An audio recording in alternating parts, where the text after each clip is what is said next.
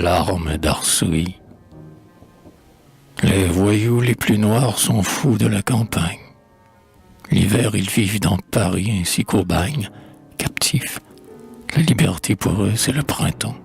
Aussi, lorsque l'hiver les lâche, ils sont contents.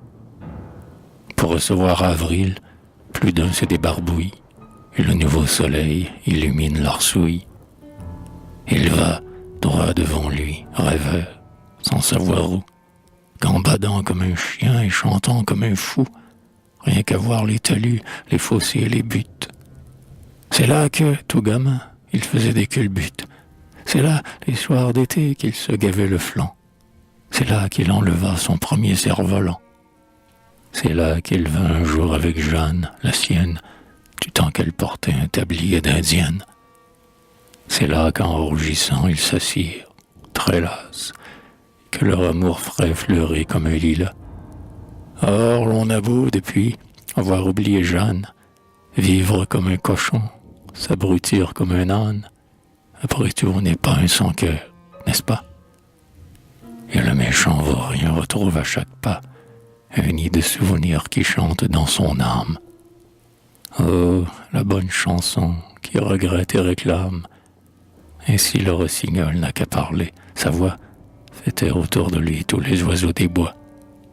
Ainsi le doux passé plein de mélancolie fait taire le présent de l'Arsouille.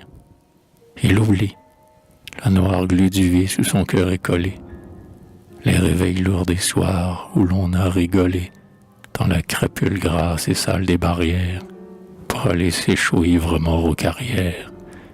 Les jours entiers passés à ne rien faire et se ensanglantés parmi des coups de poing poisseux, les pierreuses dont on va piquer l'assiette en trempant une soupe au fond de leur cuvette et ce tas de maris immondes, vases à flot dans lequel on s'endort comme un poisson dans l'eau.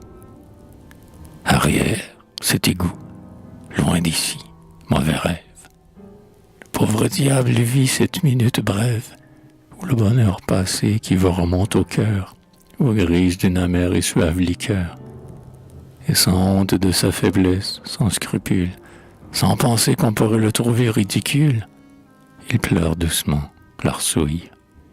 Et dans ses yeux, ses pleurs inattendus sont plus délicieux que si dans une fleur du soleil embrasée, un oiseau déposait des gouttes de rosée.